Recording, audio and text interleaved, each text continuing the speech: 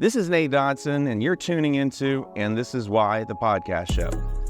A show where we help you take your business to the next level. New episodes every week streaming on your favorite streaming platforms. Enjoy today's episodes. Hey, so thanks for joining this episode of And This Is Why. Today, we're going to talk about one of the most important things about business. And, we help people raise capital, get things going all the time, but kind of the toughest part of it is finding the investors. And so today we're talking to one of the premier marketing agencies in the business, focused on crowdfunding, how to take an offering, create the funnel, get people into the funnel to bring you more capital. Today we're going to be talking to Jason Fishman. Thank you so much for joining us today. Really appreciate you being here. My pleasure, Nate. It's an honor to be here. We know what a big role you play in the space of equity crowdfunding and, the larger world of entrepreneurship. So excited to be here. Happy to be an open book in terms of marketing and share what we see in terms of success across our client list.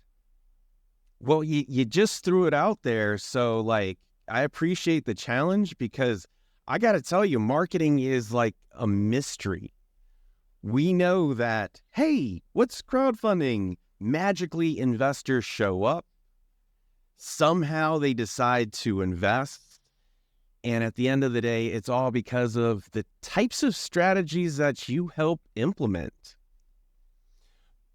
But I'd like to digress a little bit so people understand who they're talking to, who they're listening, and learning a little bit about. Maybe you could tell me a little bit about your background and even how you got to do your own marketing agency. Absolutely. It's my pleasure. I'm a marketer, been doing this for over 15 years. Fell into the world of equity crowdfunding, but I'll start a little further back. So I first got into marketing at an agency here in Los Angeles, working on the creative side of brands for Gen Y. Millennials were called Gen Y back then.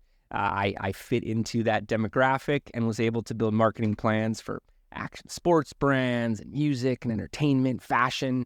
It was a lot of fun and was my launch pad, right? Later got into the world of startups to an extent, working with a social gaming company here in Los Angeles. And that's when I first learned about traffic sources. And we build these algorithms to project average revenue per user and overall growth projections for any of the licensed partners we are taking on for branded entertainment with social games, taking a license with over 1 million digital users. They had to be digital, and being able to determine, hey, how much could this really be worth around this vertical? And as I'm learning about traffic algorithms, we partner with an advertising network, and games are backed up in development. I hop over there. The founder had an exit that was 9 figures. I wanted to learn everything I could from him and got deep into the world of advertising. And at that point, ad tech.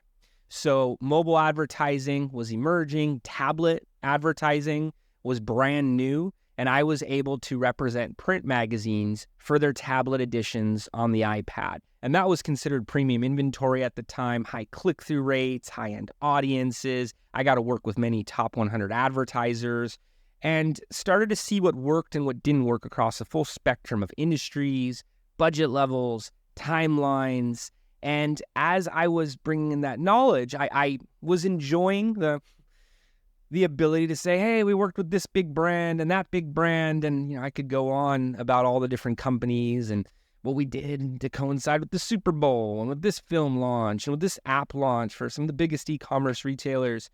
But there was something missing in it for me. I wanted to get back to the world of startups and started my agency DNA in 2014, first as a growth marketing firm and doing a lot of the same approaches we were with the larger brands, but for startup to mid-market businesses and full stack. So not just advertising, but the content marketing. I'll get into that later in the discussions here. It was more rewarding for me to be able to focus at this stage and to be directly part of our clients' growth. If I was working on a campaign before for one of the largest telecommunications companies, in the country, they'd say, hey, great job. We're going to consider you for the next campaign. You'll get an RFP from us. Where now we're going to our clients' offices that are getting bigger. Their teams are getting bigger. Their technology, everything's becoming more advanced. I wanted to focus on earlier stage companies. And my partner, Tim Martinez, our COO, was working as a consultant. He's been a career consultant and coaches companies of all sizes to this day, and had a long history of it even at that point. And he was working with some industries that were underserved. Some of them actually focused on the longevity marketplace and various types of boomer focused products. And we found that they were behind in terms of digital marketing, the brands. So we rolled out. Whoa. You just said boomers were behind. the brands were specifically, and we're talking 2014. So, Facebook hadn't really evolved their mobile advertising product yet, unless you were working with an SEO company and, they were doing some things on Google for you. You were doing very little in terms of digital marketing. So we saw that as an opportunity. We began focusing there. I was involved in the action sports community. I brought some clients and brands on that were big in snowboarding and skateboarding and surfing. Those were passions of mine at the time, and still to this day. Go on snowboard trips and travel around for that quite a bit. But we were trying out different industries. We wanted to see what would work, what would not work. I brought on a few consulting clients, marketing consulting, that were able to keep us busy for those first 6 months. But it was all about business development, how we were going to be able to grow around this model we had built. We had spent a lot of time productizing and really setting up this business for our own scale. And while doing that, we had to try different things and see what stuck. And the second half of that year, it's funny you mentioned the first 6 months, because the first 6 months, more or less getting by, right? And still, the revenue's low. We're not paying ourselves the way we were getting paid, in our career before that. But the second 6 months changed and brought on some larger clients, brought on a client that was a content aggregation platform, and I was building the traffic systems for them. So both how they're marketing and bringing users into the platform, and then how they're setting up their advertising sales to monetize that traffic and looking to bring the marketing costs in to get traffic at a lower cost than what they were selling advertising around. And got into a whole ecosystem that brought in more clients on top of that. The next 6 months, things were moving. It was very uplifting. We had incorporated the company in January, and at the end of year one, everything slowed down. Holidays, hey, maybe February it's going to pick up. March, hey, the proposals are there. We're getting verbals. Any day now, groups are going to sign, and client list will be higher. We did a trade show around then, brought in a large footwear client, but they took 6 months before they actually started spending with us. Huge client once that occurred. But meanwhile, from about February, March until July, there were question marks. And I don't talk about this regularly, but we were unsure whether we were going to continue as a business, and then it all picked up and kept going from there after July.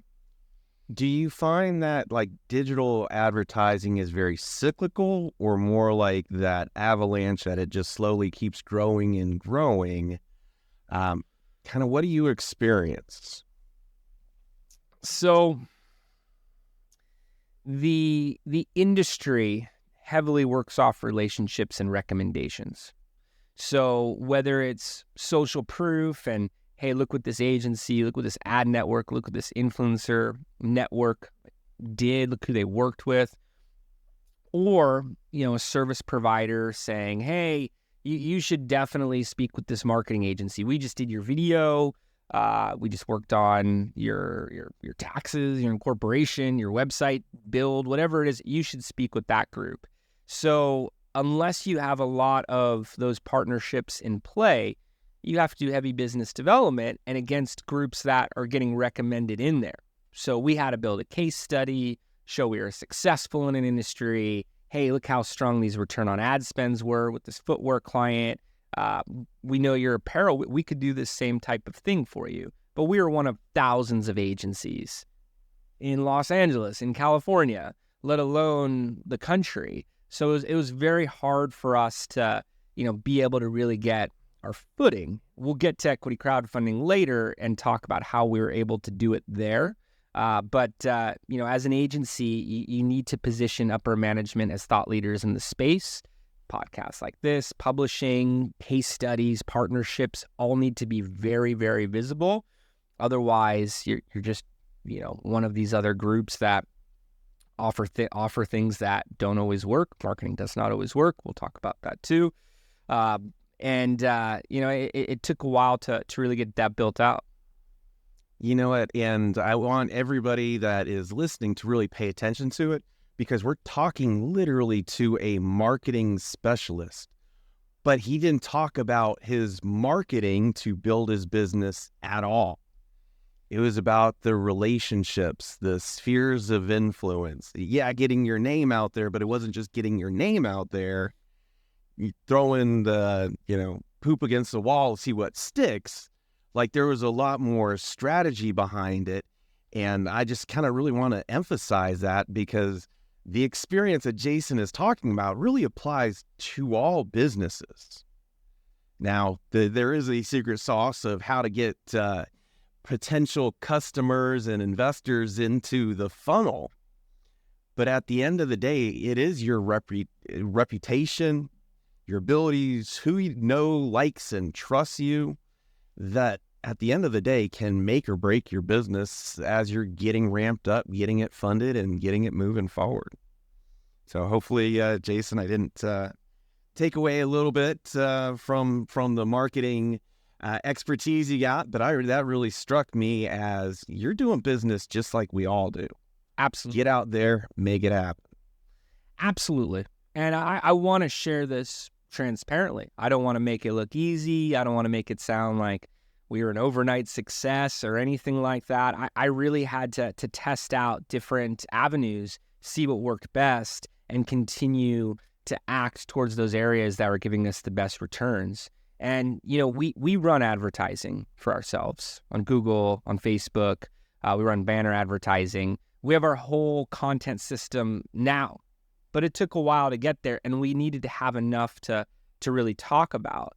So we put out social posts every few days, if not every day, put out an article every couple weeks. I do a podcast episode of my own every week. We put out a webinar every month, each with its own educational deck. Speaking at conferences constantly.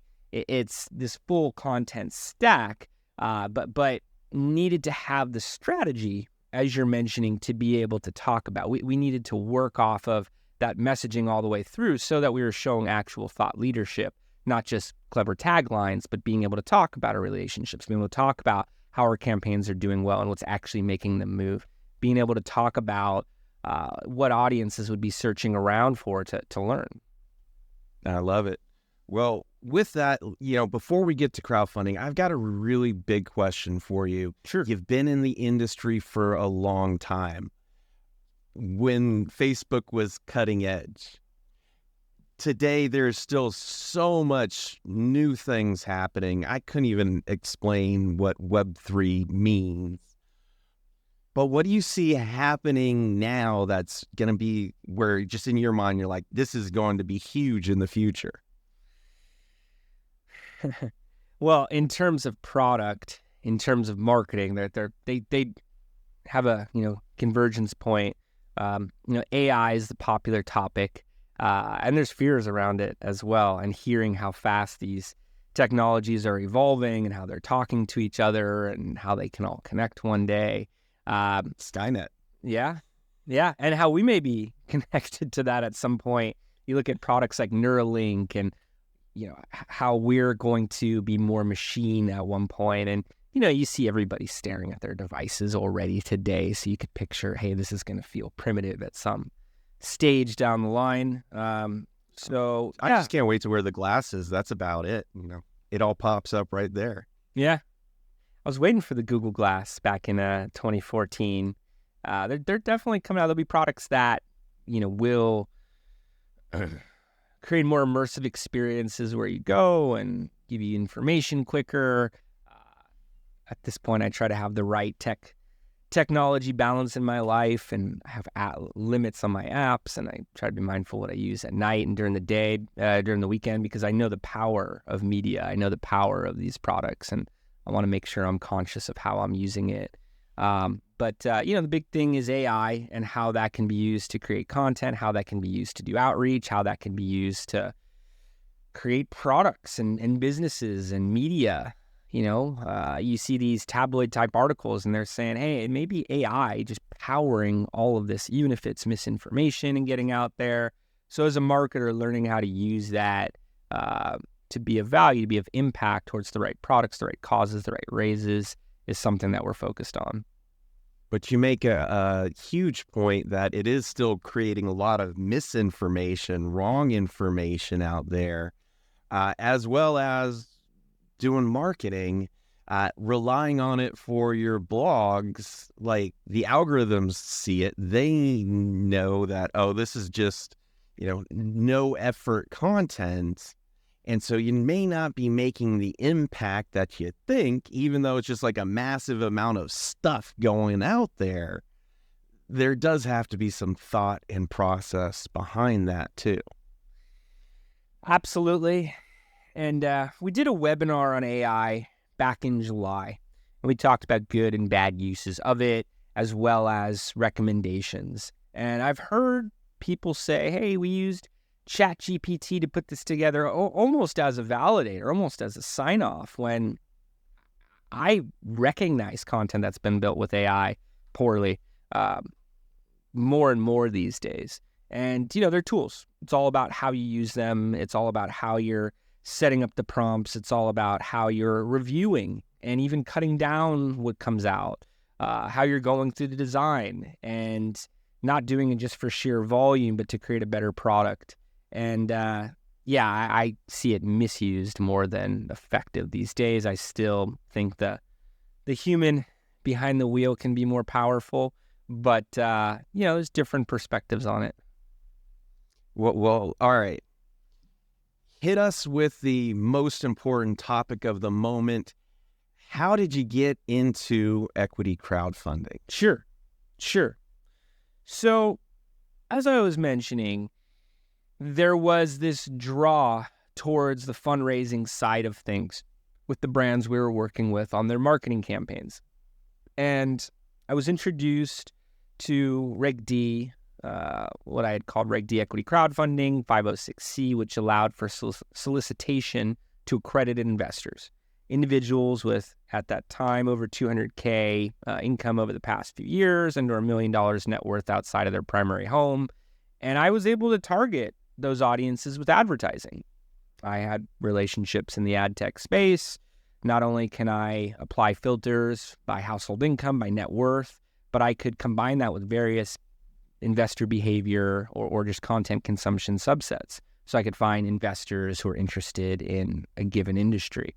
And our first campaigns were advertising towards platforms that hosted these Reg D accredited investor deals. And we saw success and got brought to more of those. And they weren't all working, but the ones that did, it was a massive return. And we kept getting introduced to more. We got some attention from the reward crowdfunding world at that point. Indiegogo, Kickstarter agencies started seeing what we were doing with traffic over here and asked us to do it towards their Indiegogo and Kickstarter campaigns.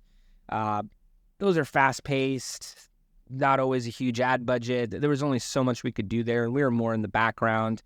What we were really doing with those groups was getting experience and awaiting the launch of Reg CF. We were told it's not a matter of if, but when. And from first half of 2014 up until May 2016, we're waiting and got campaigns live day one in May 2016. Started working on Reg A campaigns later that year as well. And to date have worked on over 350 equity crowdfunding campaigns, well over 400 investor marketing campaigns. We've done this for different VC funds and in real estate and in digital assets. We've done it towards Web3 audiences. Anywhere we could take an investor to a marketing funnel, we've probably worked on a campaign or had a group reach out to us about these types of approaches. And, I've seen it, grow. I've seen it have different strides in terms of what the sites hosting these deals that, of course, allow for both accredited and retail audiences. It's no longer limited just to higher net worth audiences, and been able to, test a lot of different approaches to see what works. In many cases, show a strong return on marketing spend and be brought in to do more of it. When it changed from really you're targeting only accredited investors to now you can target everybody, did it actually just change the strategy a lot? Or was it more like, okay, well, we're just lowering the minimums, now let's just blast out that much harder? There was an aspect of let's blast it out more, there's bigger audiences to reach. But I wanted to look at the fundamental distinctions. So, accredited investors, the SEC was lighter in terms of marketing to them because they were contacted with these type of opportunities on a more frequent basis. And they were looked at as, hey, they can evaluate them to a greater degree. They can take losses to a greater degree. And that's different than a retail audience that's now being contacted for the first time, often with ads on Facebook, about investing into a startup. And, you think towards the story of Facebook and other startups where if you would have invested and they went public, it would have been worth, dollars. And here's examples of people that became billionaires off of it. That was, in many cases, the hope, the dream that retail investors were looking towards. There was definitely a gap for education. And I think the portals try to do a good job even early on in explaining, hey, you need to diversify your portfolio. This is high risk, potentially high return, but go into it with the right mindset. There are already caps for how much someone could invest before disclosing and then once disclosing their income and net worth. So there's the right guardrails. But an accredited investor, there's a longer sales cycle and usually an offline touch, call, a meeting for a Reg D campaign. For Reg CF, we needed to convert those audiences in 99% of the cases fully online and without speaking to anyone on the team or a founder. So the traffic sources, the ads, the content, the offering page needed to do a strong enough job to sell the securities, to pitch the opportunity. It needed to reflect what would occur in an in-person meeting.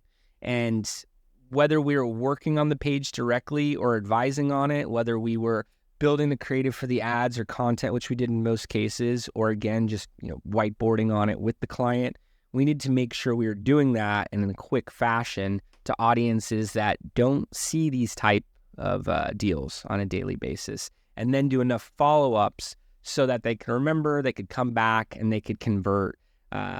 There were more flashy creatives. There were more uses of influencers. One of our first big our first Reg A was for Rayton Solar. Bill Nye the Science Guy was in that.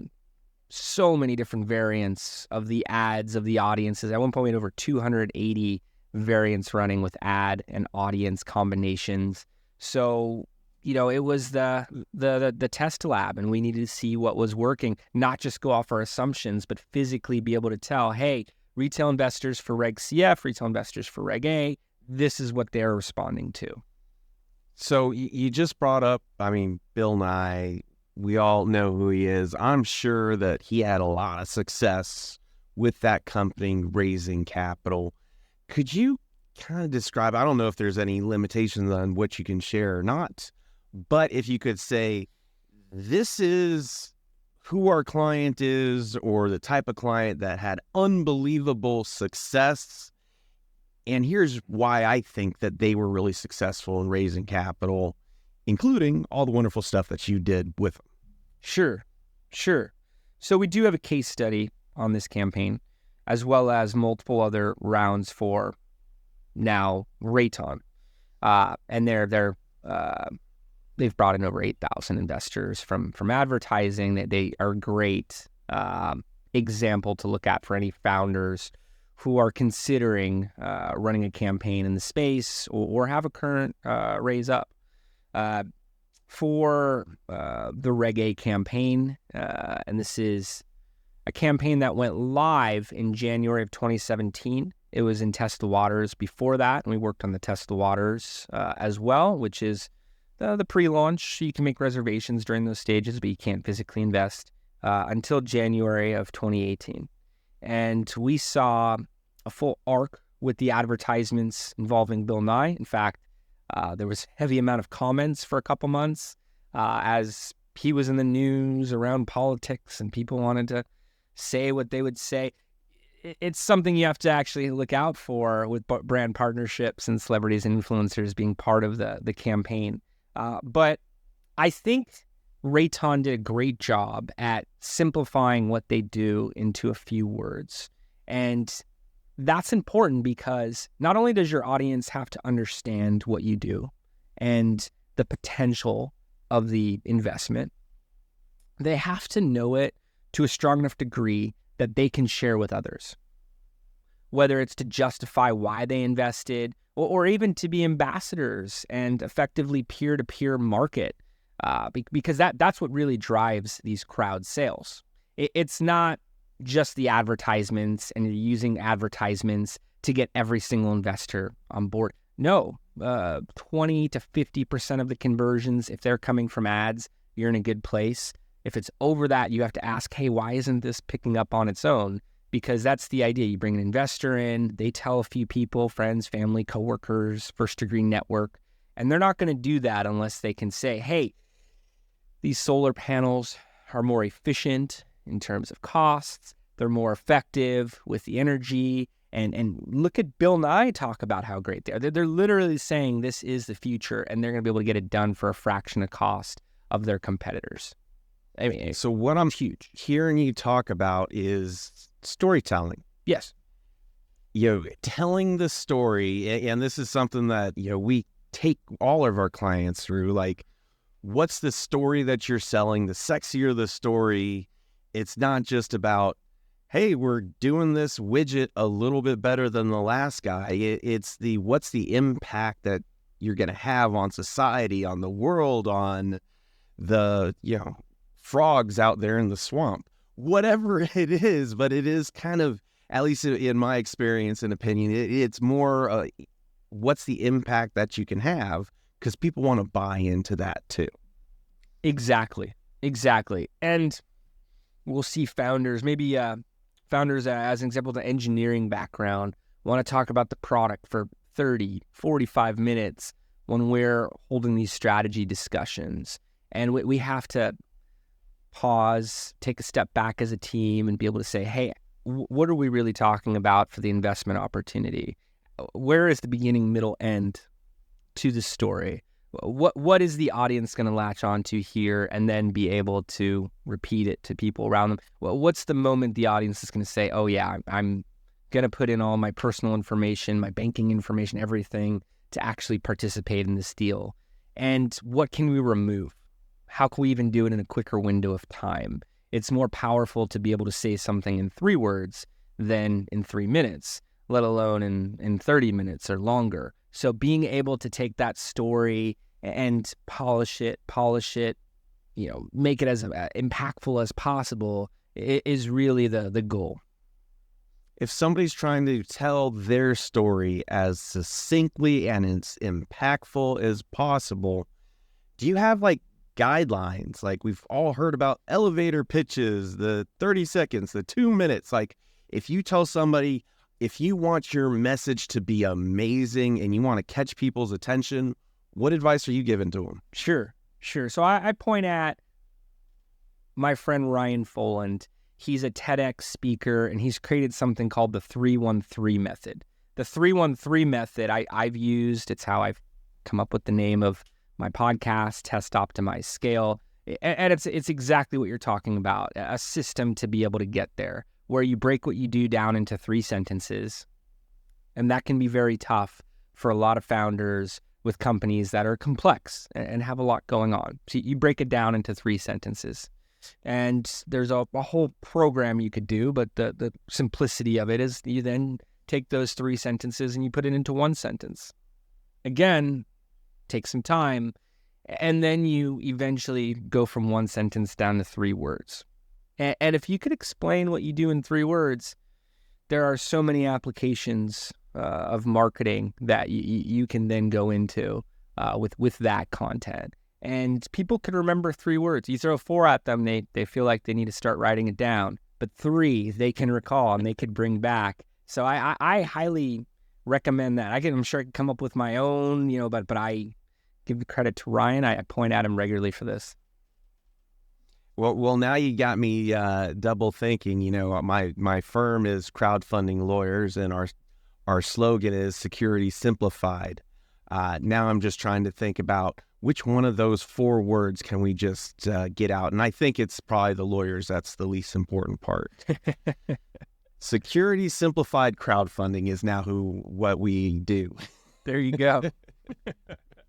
So the biggest question of the day, what strategies are you really seeing working to raise equity capital through these crowdfunding campaigns you're doing? Sure. So I like to break it down into 3 categories.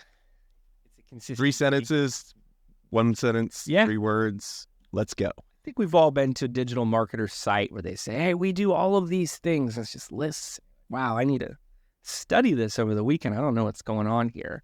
But I break it down into 3 areas: content marketing, advertising, and outreach. Content marketing to build the funnel. I've used this word a few times. It's a marketing concept to take audiences from the point of awareness to consideration to intent. You can see it's a funnel because there's a percentage of that audience dropping off. They're never going to get to that next stage each time. Awareness, consideration, intent.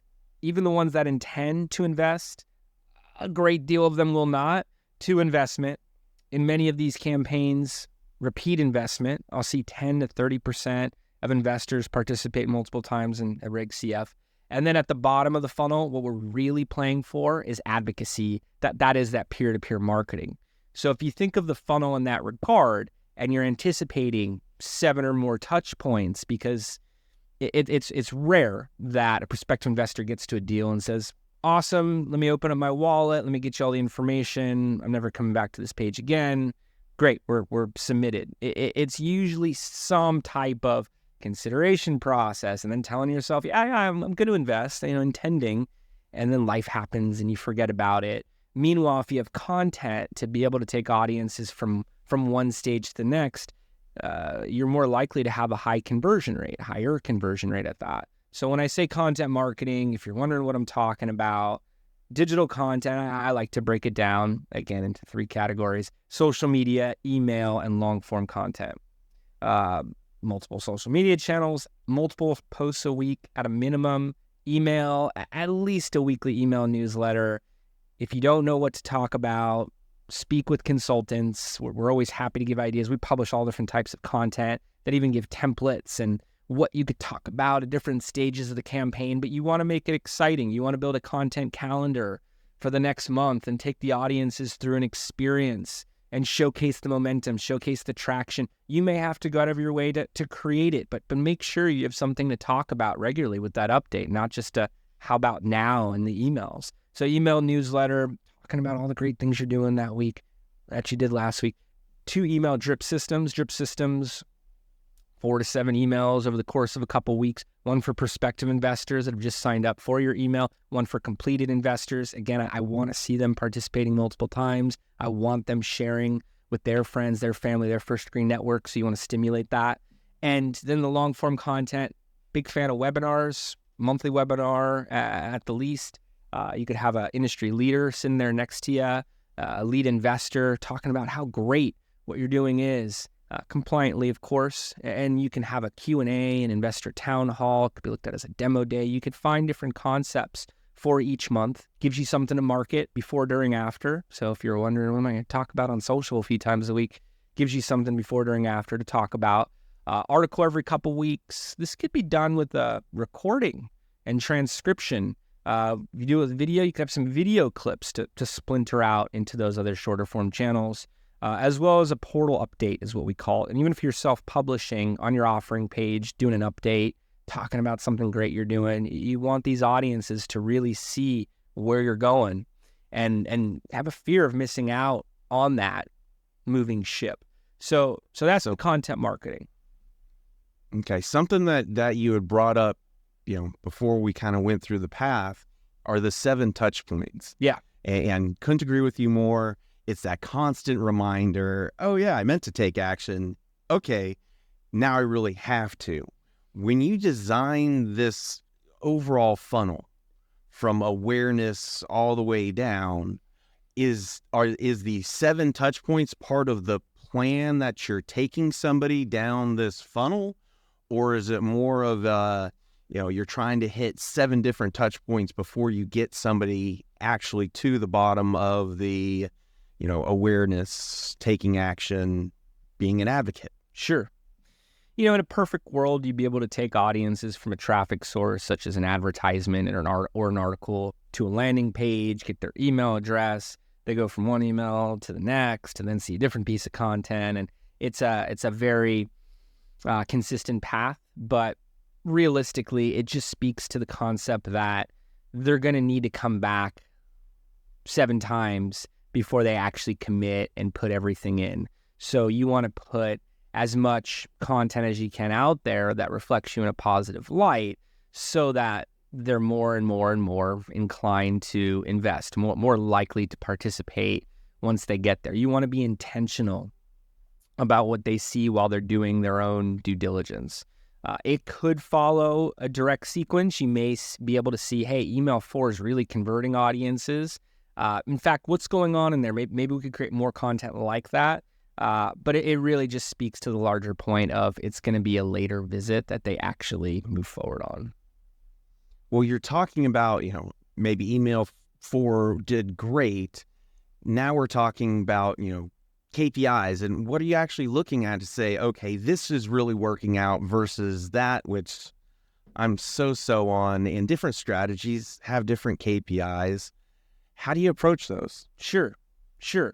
So I mentioned the term, the philosophy I have of test, optimize, scale. To break down what we do, it's those 3 words. We test different marketing channels, audiences, messaging, funnels, looking to identify pockets of performance. We look to optimize those as well as the other variants, get them to a good point, a full sample size, a full test, and then we scale what's working. We have assumptions going into campaigns, but we need the data to tell us what's working so that we can actually have the results. And the only way to measure is with numbers. So you put together these key performance indicators, as you're saying, these KPIs. I have a whole strategy process. Instead of saying, hey, it's 4 things and starting with strategy, I say strategy activated across content, ads, and outreach, because again, it's easier to recall. I built a system called the 8-point plan. I've written about it in Forbes, lead workshops on it. You guys are welcome to check it out online. And as the main section of the strategy that everybody flips to is the projections. Everyone wants to see the numbers. So if I spend, $5,000 a month, $50,000 a month on ads, what type of KPIs am I going to hit? What type of traffic? What type of investments? What's my return on ad spend going to be? What's my cost per acquisition of each new investor, of each conversion? It's a funnel, impressions, clicks, conversions. The conversion metrics are what everybody wants. We shoot for a 10x return on marketing spend, 10x return on ad spend, different ways to look at it these days. And the pixel data, the pixel tracking data is a little blurry. But at the same time, if you're spending, $100K over the course of a campaign and raising $1 million, and maybe you're starting with 10K and you see it working and you keep scaling into it and you're doing disbursements from your rolling closes and reinvesting into it. You don't need a large amount to get there. It was more of a starting point. But that is a metric that's looked at industry-wide as a good return. We have campaigns performing well above that right now, have some of the top campaigns in the industry right now.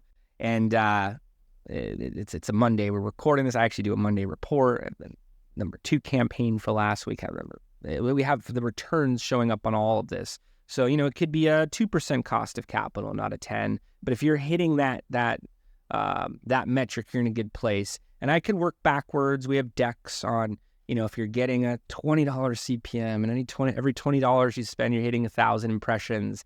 And then from there, you're getting a 2% click-through rate. And then from that, you're getting, your dollar cost per click, 50-cent cost per click. If you're getting traffic there, if you're hitting a 2% conversion rate of the traffic, and you're spending $100 to get an investor because, 1 out of every 100 investors is converting at a 1% conversion rate. You can, and then it's $1,000 average investment on a Reg CF. You could break all of this down into metrics.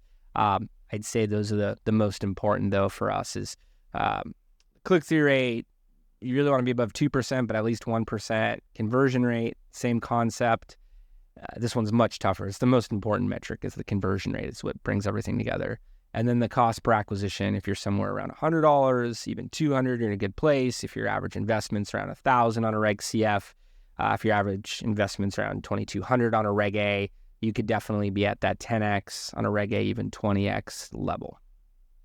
So, and I know, talking to other marketing agencies and guys that are in the business, they'll say anywhere between 5 and 20%. And I don't know, it's just this massive range. You sound like you've got some confidence in the 10% delivery, which, if you ask me, it's not aggressive. It sounds very realistic to me.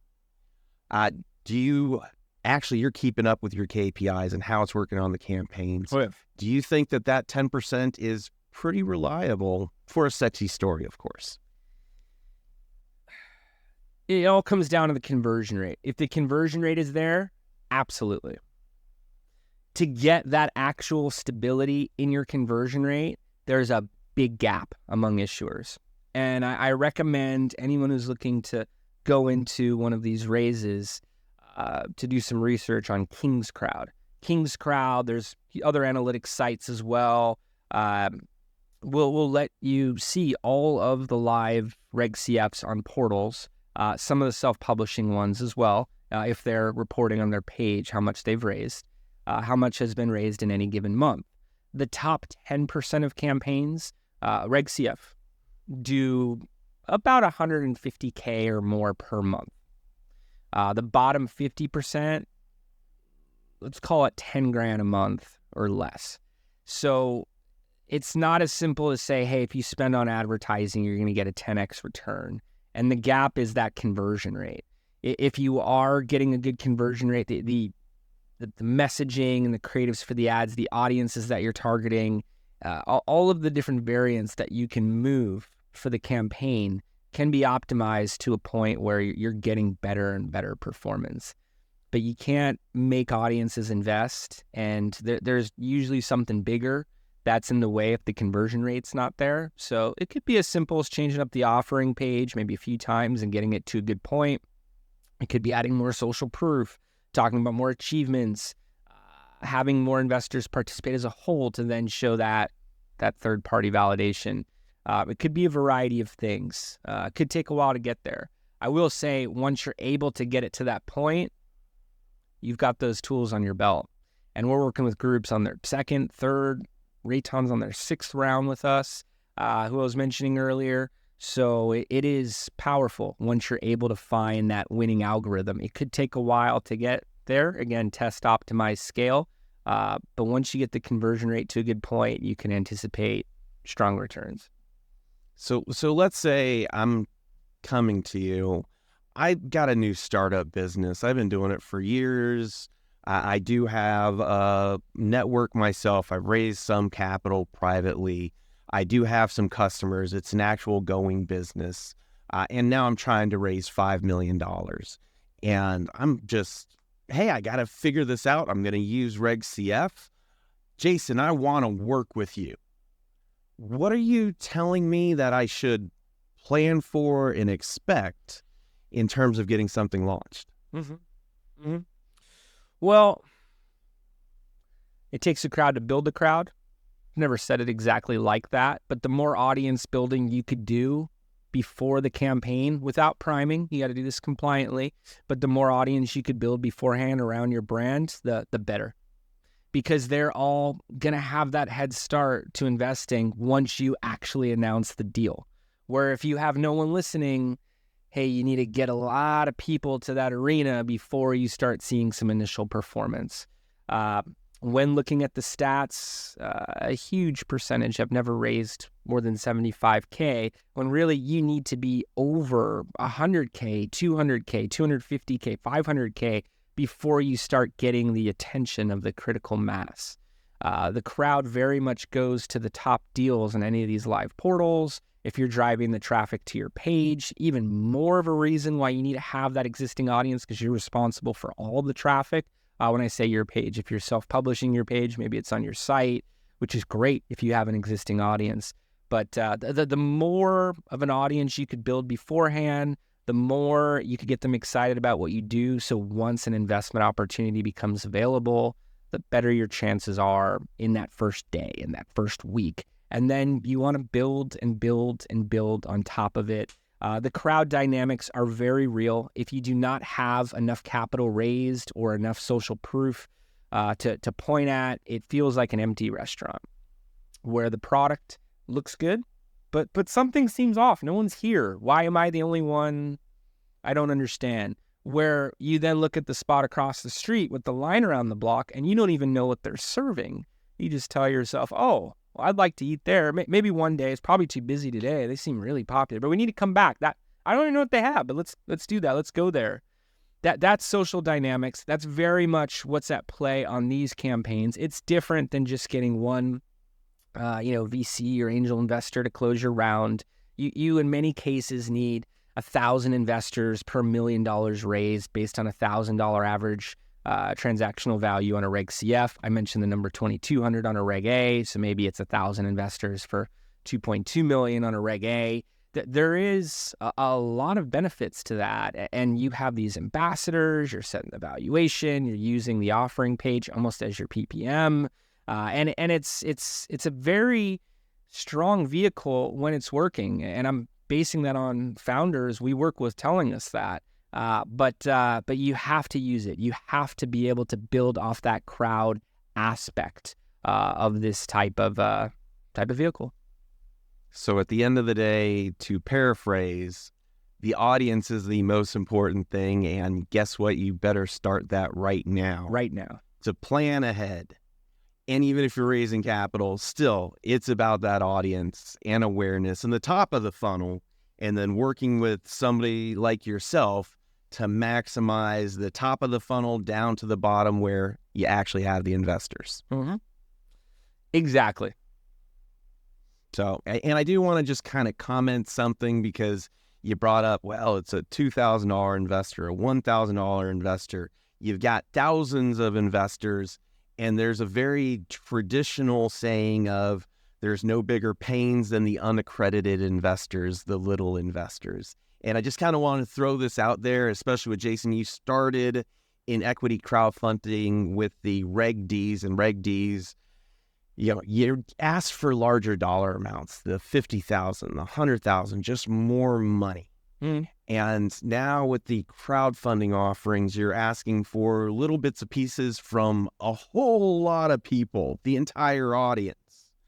And I just want to kind of let everybody know that that's okay. It's not like it used to be, where if you ask for $50,000 from somebody that's making $50,000, they're terrified. Of course, they're going to be a pain. But if you ask that same person for $1,000 or $2,000, it's an investment that they can afford. That's like $50,000 to that guy that's worth millions. So that's where the secret of the audience, the massive reach and the awareness, shouldn't be scary to have 1,000 investors, because you know what? That's how you make the whole thing happen. I couldn't agree more. And we've worked on accredited investor raises, Reg Ds of all sizes. I've worked with commercial real estate groups with a $250K minimum on their Reg D. I would say $50K, like you're saying, is the most common, many in $100K. But then we have 25Ks. We just completed Boxables Reg D on August 31st with a 10K minimum, and they were getting digital conversions, not having to speak to most of the investors offline, and they were regularly coming in, far different than anything I've seen on Reg D before. So I wouldn't play just for those larger investors. And even if you're able to get them in at one amount and continue talking to them, there's no reason they can't come in at a higher position. So I'd at least make your funnel, attractive for smaller investors. You believe in the funnel. You believe you can have audiences come through at scale and convert at those levels. And then go for the higher investors out of that. And if 1 out of 10 of them come in, let's say on a Reg CF at 5K, 25K, great. They're probably going to average in with the investors at the minimum of your filing, which is usually somewhere between $100 and $500. We're generally a fan of $300 to $500 because of advertising conversions and the costs. But, there's a lot of ideas to point at. You get investors in at a smaller level. It's just that stage of the funnel, and you could get them to higher levels as the conversation progresses. I think it's hilarious. I love when just you talk to somebody long enough and you know everybody through 6 degrees. And we actually did Boxables Reg A offering too. So hopefully if you aren't already working on the deal that we did with some as well, I think we just got qualified not terribly long ago. So, small world. Definitely is. Well, with the last few seconds that we've got, Jason, is there anything that you'd like to share with everybody that's listening? And of course, we'll be including your information so that they can reach you anytime. Yeah, as I mentioned before, we've worked on over 350 of these deals that have collectively raised 9 figures of capital. We've seen what works. We've seen things not work. We work with groups that are in planning, that are plateaued, and groups that are scaling, not just the ones that look like they have the most potential. And I can definitely provide ideas, if not insights, towards marketing for your campaign. We want to see a higher success rate industry-wide, and we are built to have these conversations with groups at any point. So I would say bring all the resources you can to your campaign. Schedule a conversation with us, because I could show you what's working on the top campaigns today and what we've seen slow down in terms of marketing tactics. And, the success rates for entrepreneurship, the success rates for equity crowdfunding warrant, bringing in as much of these pointers as you can. So please take advantage of that. I know Nate is a open book and resourceful and does the same for founders. And we want to be on that same side of the industry that, wants to get educational content out around the marketing. And, as was mentioned, start putting content out today, start working on marketing today. We have resources that break that down. There are ways to do it purely organically with content. There's ways to do it with advertising and at scale and really build it up quick. So figure out what you want to do for your raise now in terms of marketing. Add more fuel to the fire if your campaign is already live. Oftentimes, marketing will be an afterthought. It's something that's brought to the table at the end, and it's just not what the biggest issuers in the space do. So begin today. I love it.